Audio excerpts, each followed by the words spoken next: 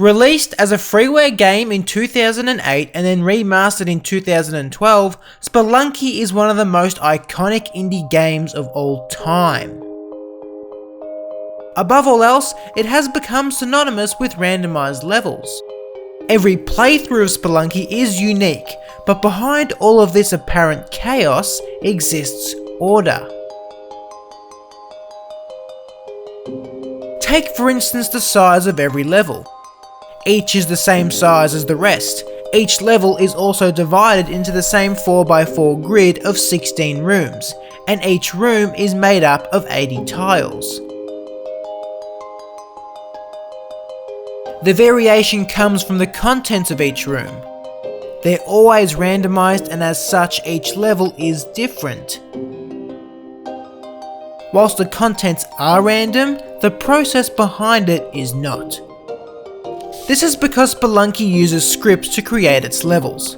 For those unfamiliar, scripts are a series of commands written in programming language that tell a program what to do. You could even say they're like the instruction booklet a program needs to assemble all the parts of a game together. In Spelunky, the scripts have two main stages of instructions. First, it tells the game program to run algorithms, which produces random strings of numbers. Then, the program translates the numbers into the levels we're all familiar with.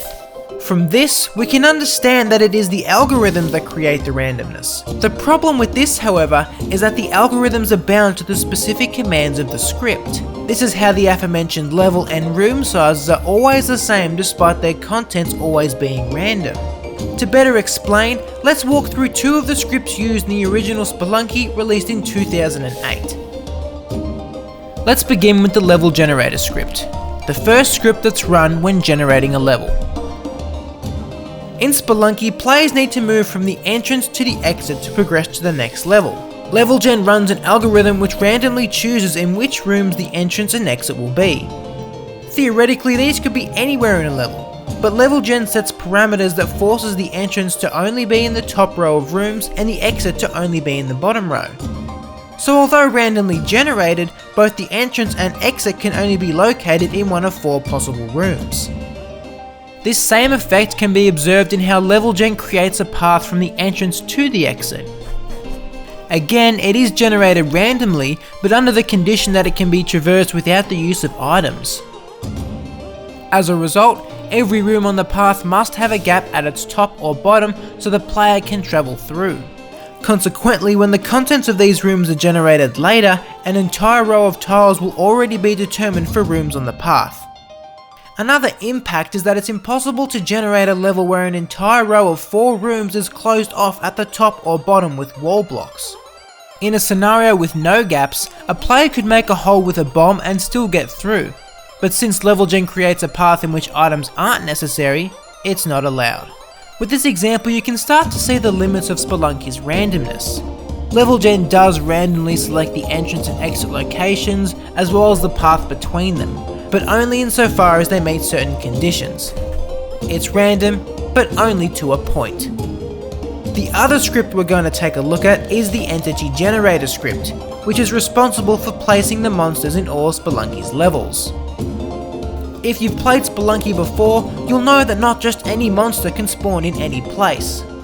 First off, certain monsters can only spawn in certain themed areas like the frog in the jungle or the yeti in the ice caves. Also, some monsters can only spawn on overhanging tiles, whilst others can only spawn on ground tiles. This consistency is the work of Entity Gen. Once every room has been generated, Entity Gen identifies every tile with an empty space and then runs an algorithm to see if anything will spawn there. The algorithm will be specific to a level's theme and the tile's type, as well as various other factors. It is through this process that powerful UFOs don't spawn in the first level. Entity Gen also controls for the frequency of monsters in a level. Take for instance Spelunky's first themed area, the mines. In it there are 2 main monster spawns, Bat and Spider.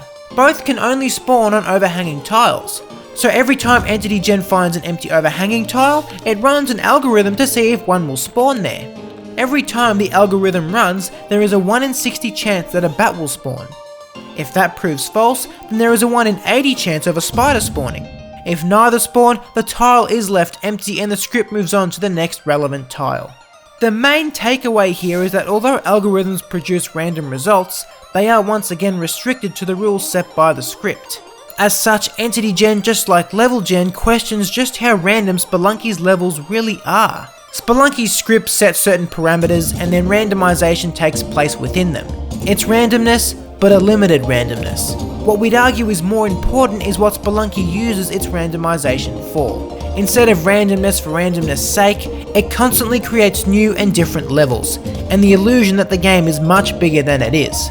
That's not some dirty trick, by the way, but the result of a well-executed use of procedural generation.